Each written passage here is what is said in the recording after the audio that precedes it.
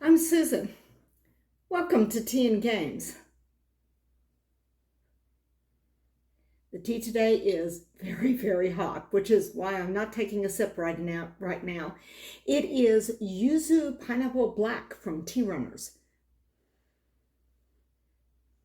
It is a black tea that has pineapple or pineapple flavoring in it, and it has a very bright, refreshing sort of flavor. It's a good summer tea. I haven't tried it iced, but I think it might be good cold. I'm just still drinking it hot. Today we're going to talk about my weird terraforming Mars thing. Most of you don't know my history with terraforming Mars, which is a little bit, when we first got into the board game hobby, the pandemic had hit. And I mean, that was when we started getting in seriously. Prior to that, Robert is my husband, he is my primary board gaming partner. We are casual weekend board gamers. For those of you who are new subscribers, hi, new subscribers, glad you're here.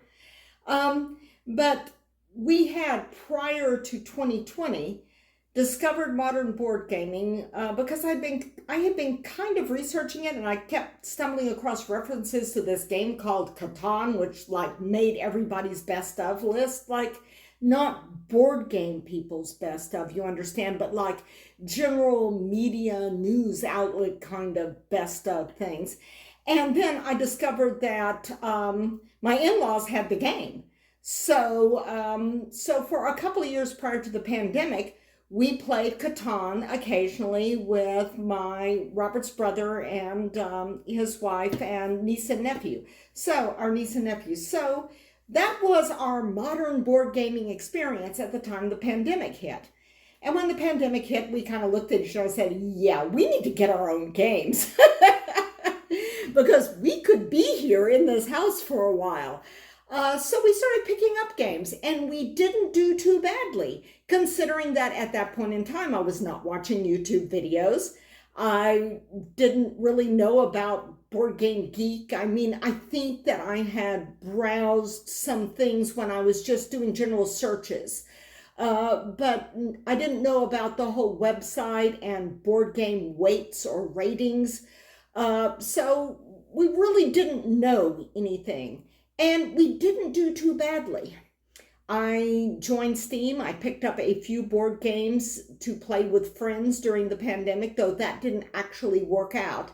But, it was like Ticket to Ride, Catan, I think I got Love Letter, Carcassonne, taught myself Carcassonne on Steam. And then Robert brought home the board game. He grabbed a handful of games just as everything was starting to shut down. But one of the things that I kept seeing reference to was a game called Terraforming Mars when I'm browsing around about board games. And this game looked so good. I mean, Mars. We like science fiction. We like science fiction a lot. So the game is about terraforming Mars. And from what I had read, it was kind of sciencey. They put a bit of thought into the cards, there was some basis on it. They weren't just it wasn't just pure, well, science fiction is making it all up, but still it had a sciencey feel to it, even though it was science fiction. And I thought, oh, that sounds so cool. So I ordered the game. And in the spring of 2020, we played, or attempted to play, Terraforming Mars. We put it on the table, we laid it out, we opened up the rule book, we looked through the cards, we messed around with things, and we couldn't figure it out.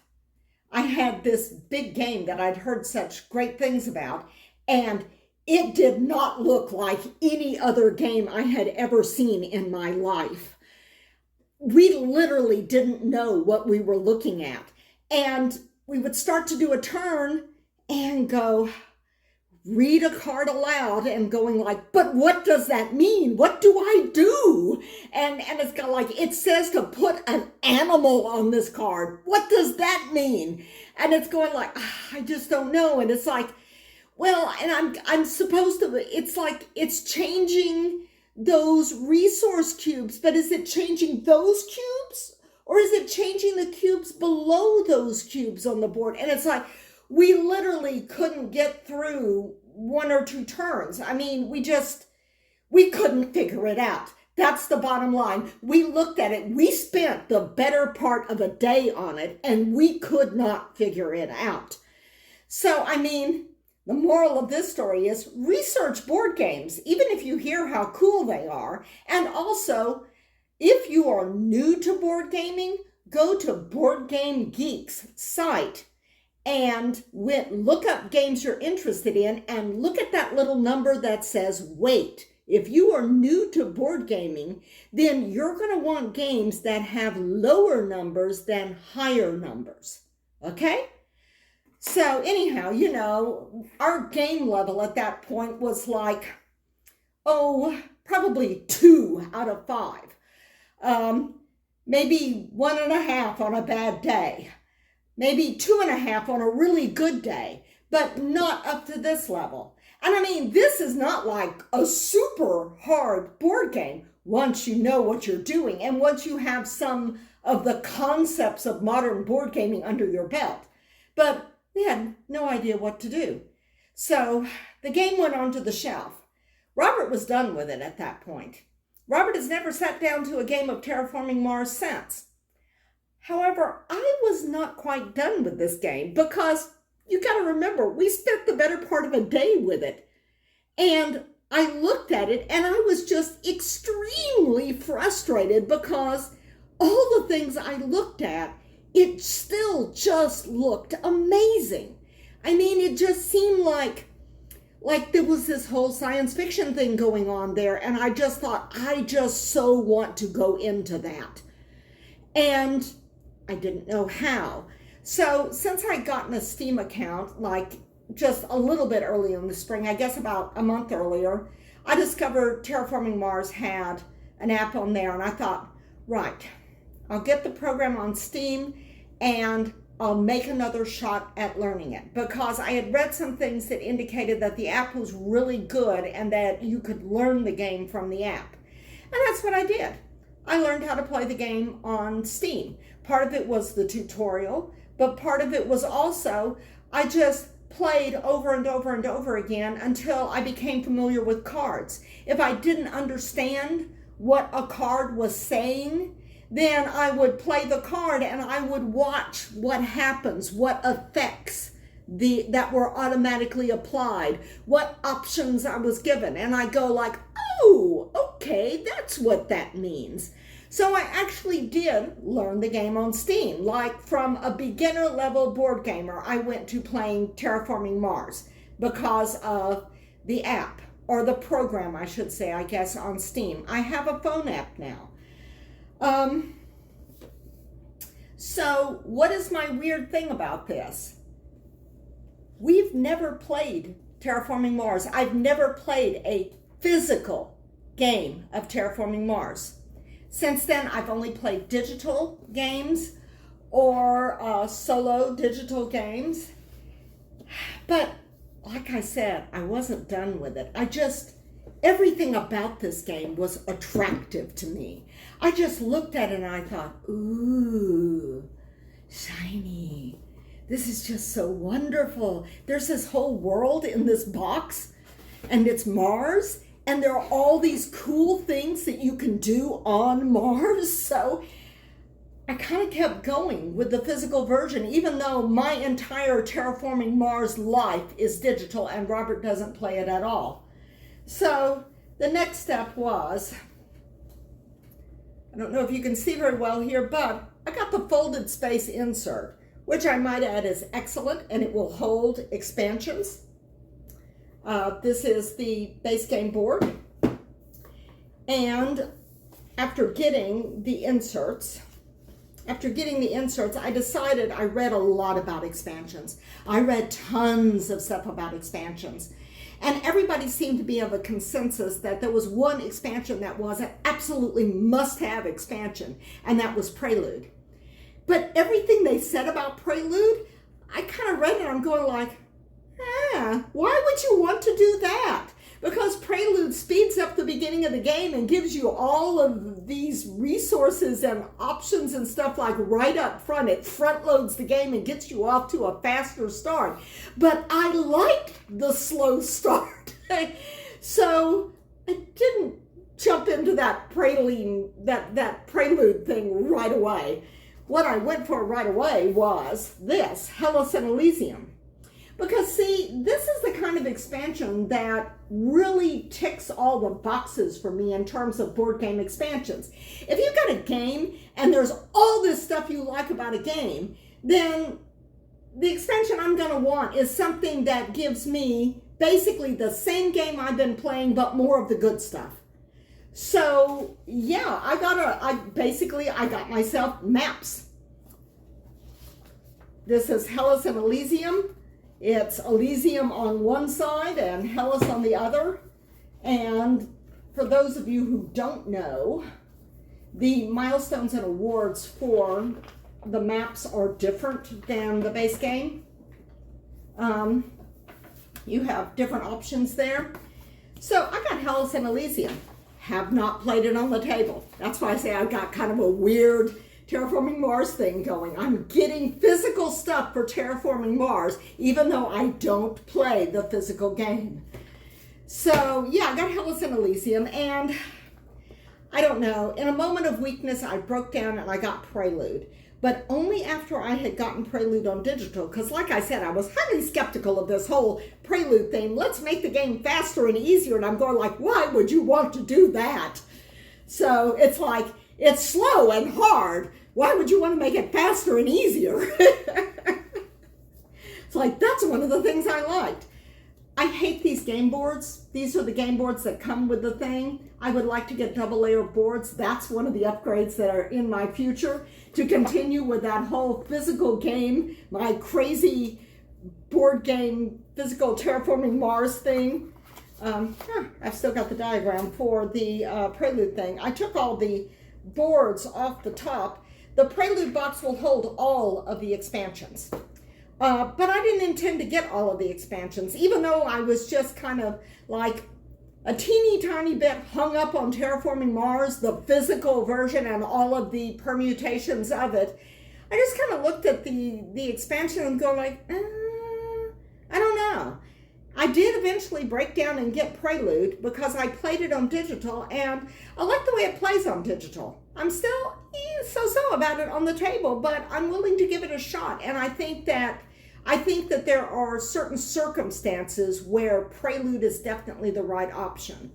If I get Terraforming Mars to the table with Robert, I may try him out on the Prelude, because that whole faster start thing would make the game less draggy maybe for new players. But yeah, you got all the nifty little things here, and you got a place to put them, and things are double stacked, and it makes setup really fast. But I've never set it up on the table. I'm just getting my weird Terraforming Mars stuff.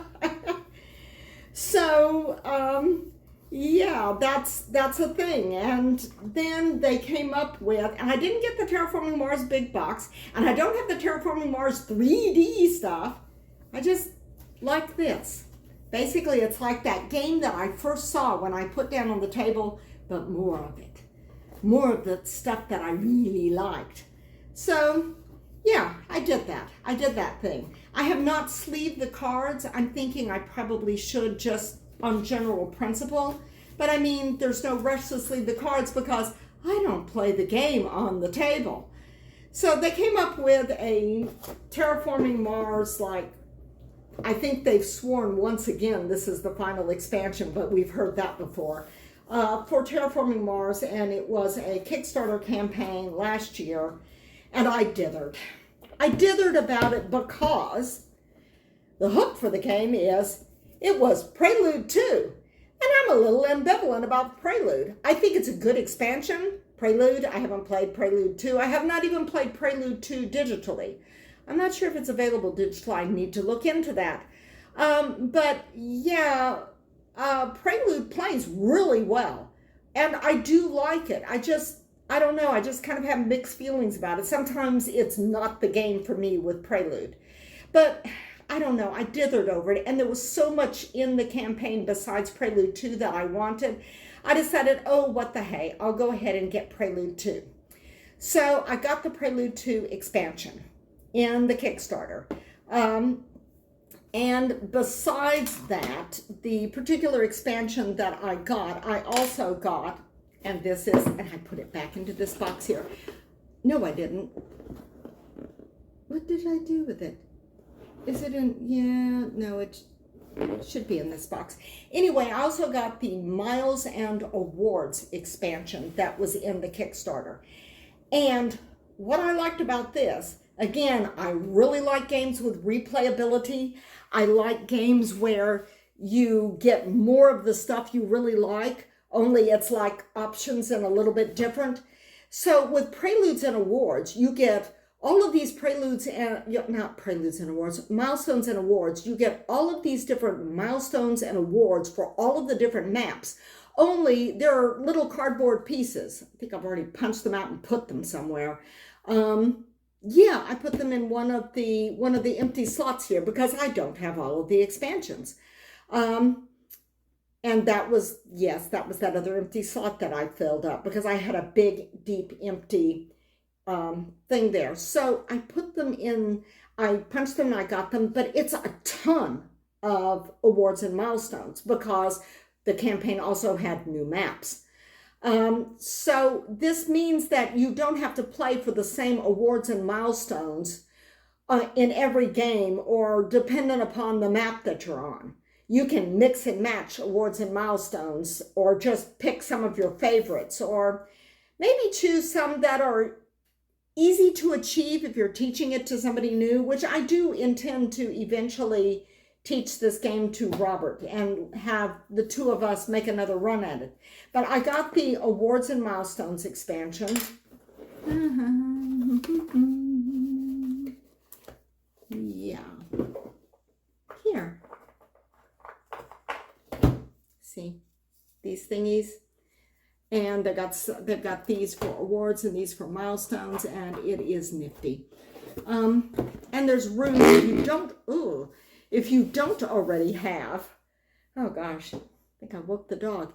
If you don't already have like your folded space insert packed with every known expansion, then you'll probably have an empty space to put that in there. And I also got the unlocked Kickstarter promos because I was part of the Kickstarter. And y'all know, if you've been watching for a while, I am a sucker for promo cards. Promo cards are my weakness. So I got all of those Kickstarter promos, but they also offered little promo packs of all the promo cards that have been released year by year, 2001, 2002, and 2003. So I got those sets.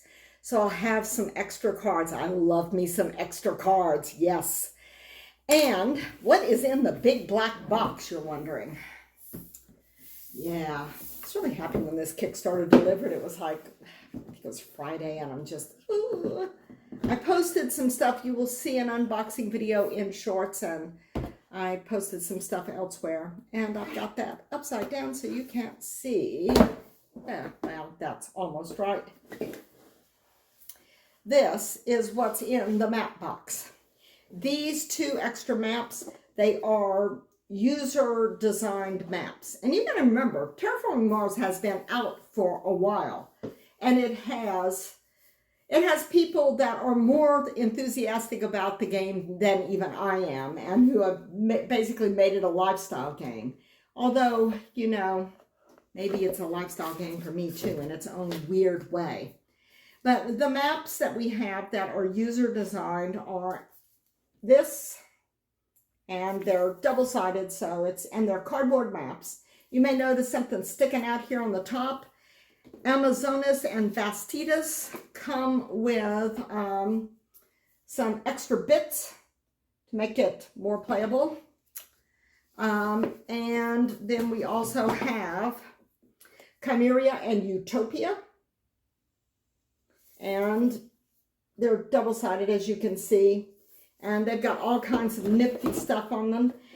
There are also two tuck boxes in here. This is like, they're not cardboard, they're like plastic stuff like PVC or something. But they fit, the lid goes down real snug. I have no idea what I'm going to put in the tuck boxes. They will hold, I think it said 150 sleeve cards or something, but I may just put the bits from these maps in here. Now, this map box, you might notice, is not, it's still got space in it. This map box will hold all of the maps. It'll hold these 2 maps, plus the original board map, plus Hellas and Elysium map that I showed you that I got. So what I'm thinking of doing, I still want me those double layered boards. What I'm thinking of doing is, when I finally get some double layer player boards for the game that I'm not playing on the table, you understand. When I finally get the double layer player boards, that will stack up in this original box here. So I'm not sure if both maps will fit in here with double layer player boards, but then I just offload those 2 maps into my map box, which is fit to hold 4. So I think I've got it all figured out with all of my super Terraforming Mars stuff for a game that we are not playing on the table. So yeah. Let me see if there is anything. I'm still upgrading my physical copy, as you can tell by some of the comments I made about, yeah, I need to get double layer player boards, need to sleeve some things. It's like, I can't tell you what it is, but when I open that box and I look at all those things and I pull out the cards and I look at them, I just get a good feeling. It's just like, it just still seems like something wonderful. I open that box and I feel that same sense of wonder that I felt when I first laid it out on the table, before I realized that I had no idea what I was looking at. Now, when I open the box and I look at it, I've got that sense of wonder, but also I flip through the cards and I go like, oh yeah, man, if you can combo that, and man, I could really tear things up if I could get that card combo. It's like, I look at those because now I'm familiar with the cards. I've been talking so much. Ooh, that bright, lovely pineapple flavor. One of the other things that I wanted to mention about Terraforming Mars before we move off to other topics that are a little bit less strange than me collecting stuff for a physical game I don't physically play. And I don't get everything for it. I'm selective, and I get the same stuff for digital that I do for physical. So I need to get Prelude 2 on digital. So the other thing is, when I was desperately and frantically researching Terraforming Mars after that first attempt to play that was utterly unsuccessful, I went online and I just Googled like mad, trying to find somebody that could explain to me how to play the game and what I was looking at when I looked at stuff, and what all the little bits were. And I know there's a rule book for that, but Robert and I just went through the rule book and we just got lost in the detail. It just seemed way too complex. And I mean, compared to Catan and Carcassonne and Ticket to Ride, yeah, this is way too complex. That's reasonable.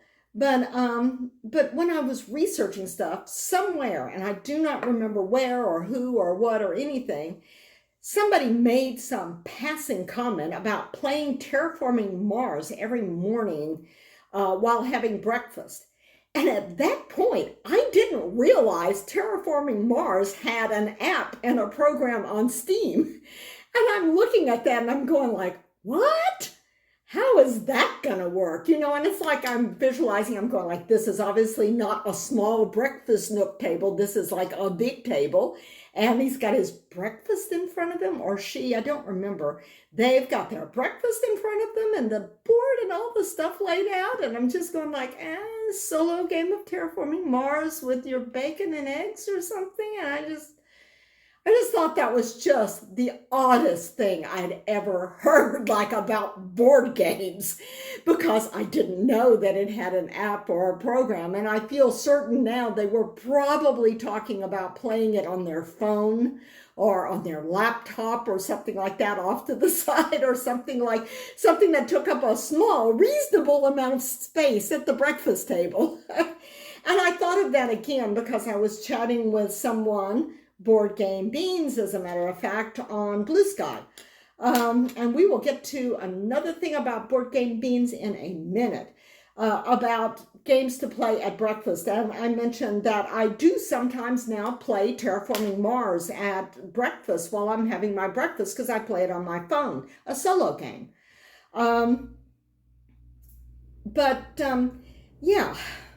That is the thing. You can play Terraforming Mars with your breakfast every day. And here's the final thought about Terraforming Mars.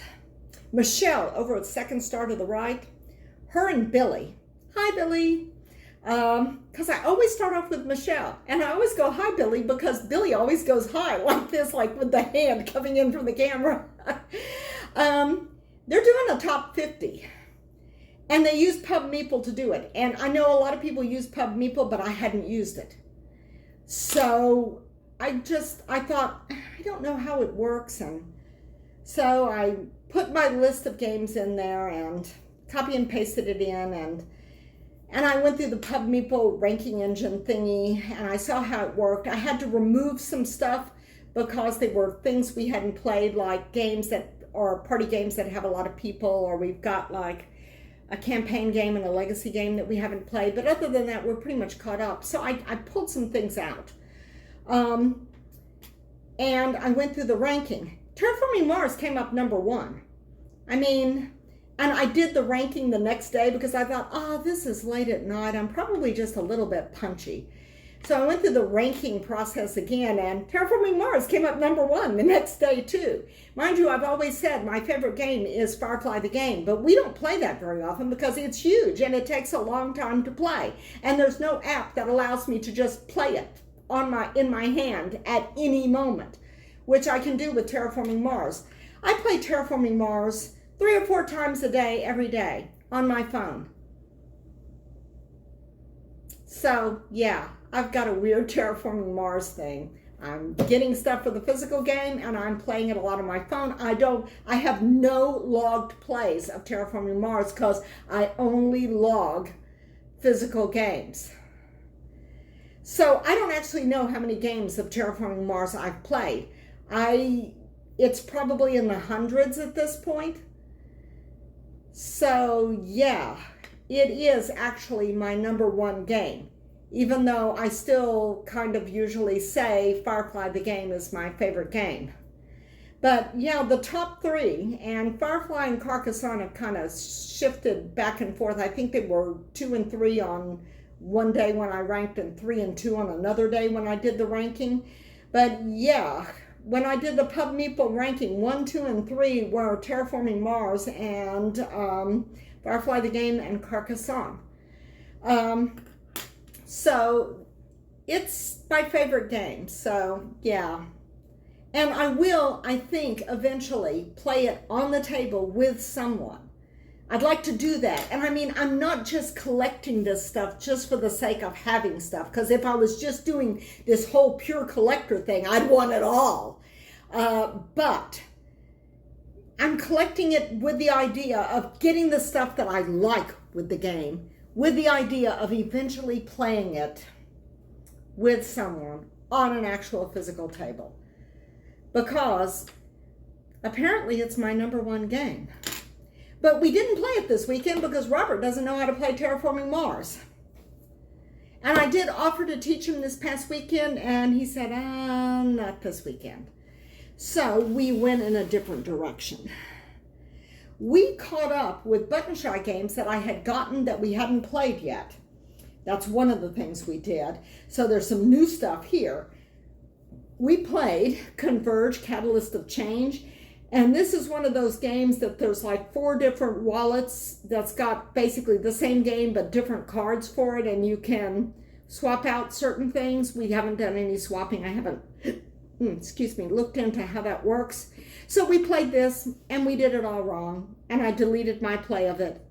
And then we watched a how to play video and played. By that time, we had moved on to Sparks of Hope, the other one I got. I only got 2 of the wallets. I wasn't sure about the game, so I thought I would get 2 wallets, but not all the ones in the Converge series. So there's a solo wallet and one other 2-player wallet. So we played Sparks of Hope, and we did that correctly. And then we went back and we played Catalyst of Change, and we did this correctly. We thought it was okay. To be honest, it did not knock our socks off as we had thought that it would. Actually playing it wrong, we liked it more than playing it right. But yeah, it's like, I asked Robert, is it a keeper? And he goes, yeah, it's a keeper. It's definitely a good game, but it was not a knock 'em out of the park good game for us. Now, I know people who've talked about this game, and a lot of people think that this game is amazing. So, if you like button shy games, you should probably look at what other people say about this one. And the other button shy game we got is another button shy game that pretty much everyone who has ever played it thinks is one of the greatest button shy games of all time. They think that this is just an amazing 2-player game. It tends to come into print. Everybody snatches up all the wallets and then it goes out of print. And I haven't been able to get a hold of it.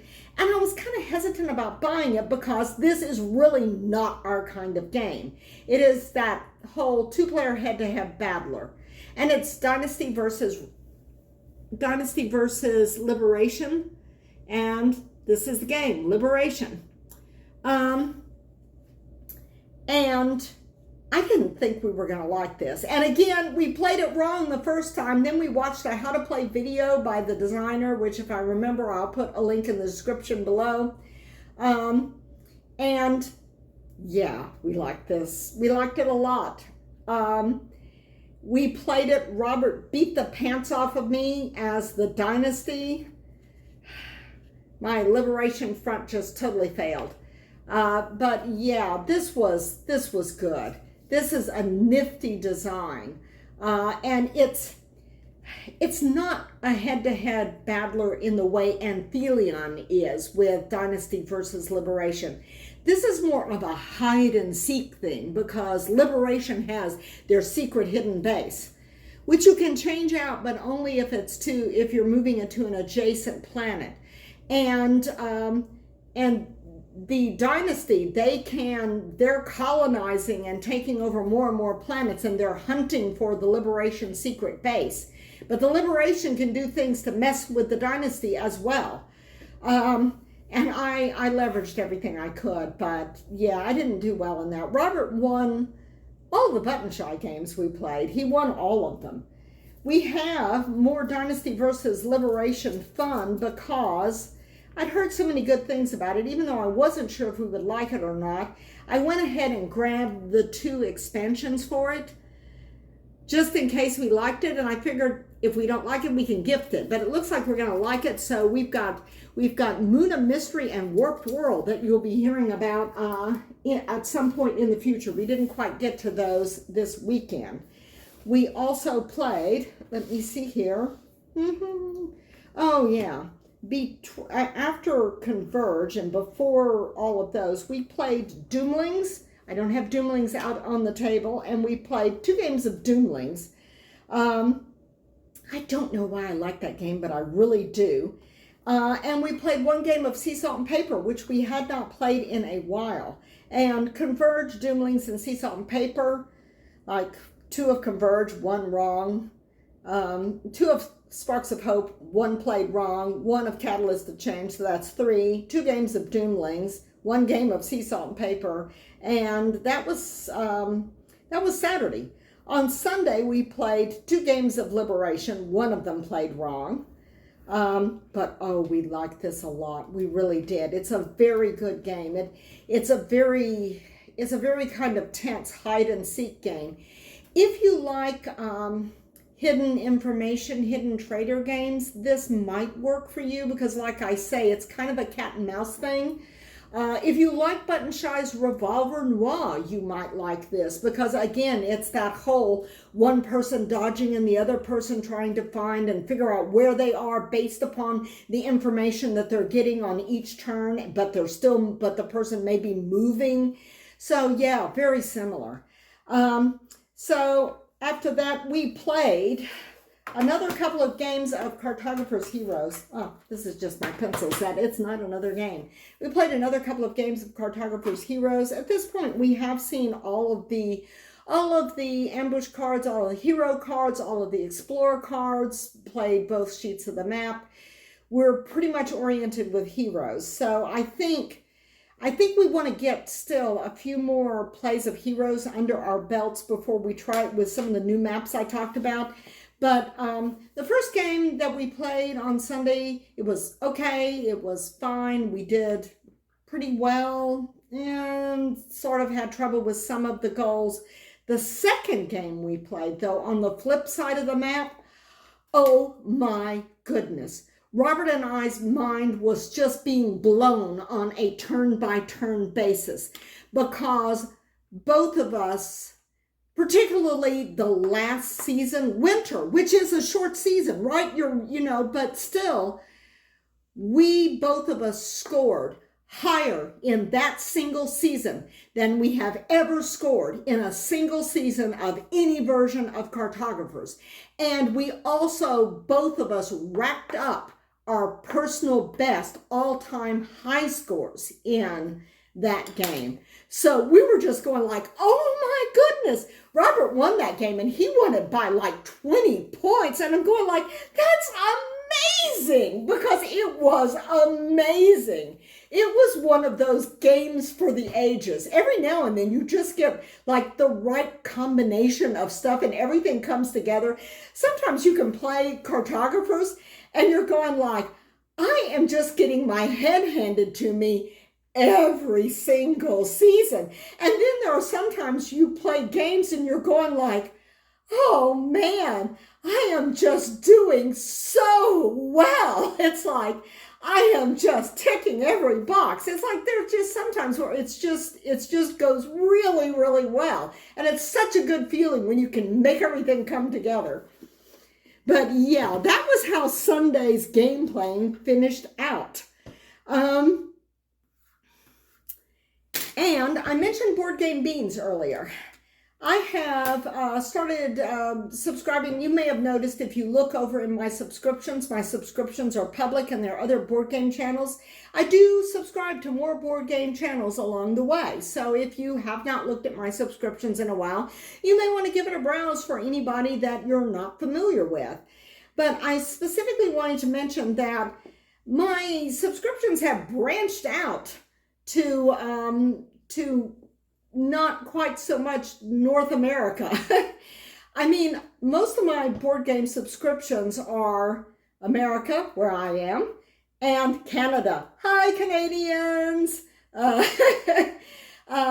Because there's a huge number of Canadian board game channels, let's face it. I guess it must be those long, cold winters.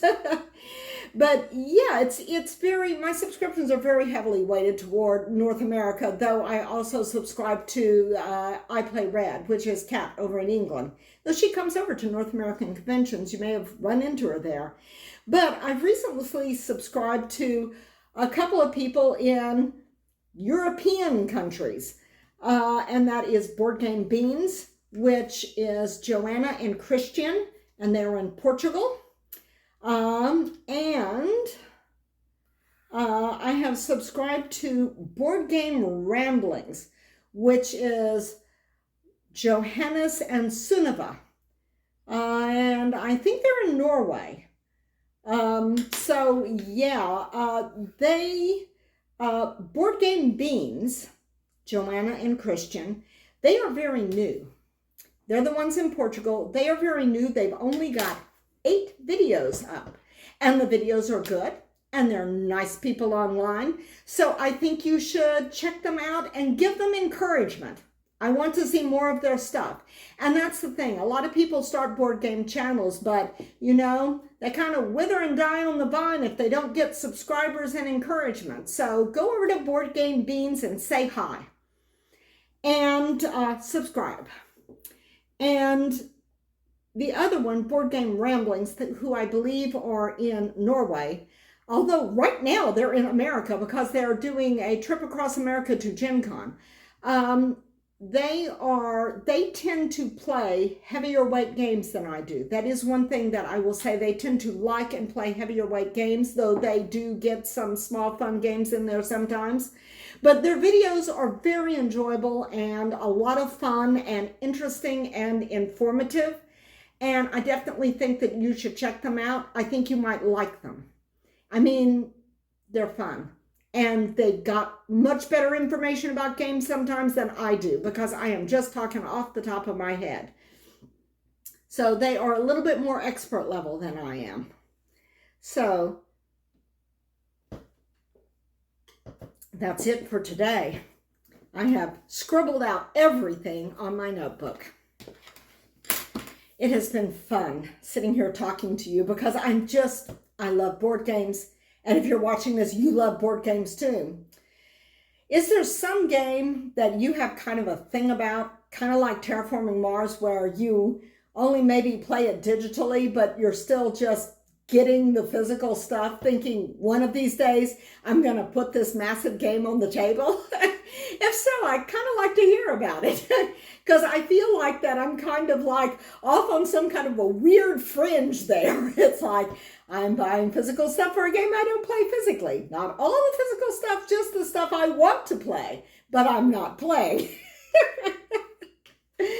So anyhow, and if you've got thoughts about any of the other games I mentioned, again, I want to hear them. If you talk to me in comments, I will chat back to you.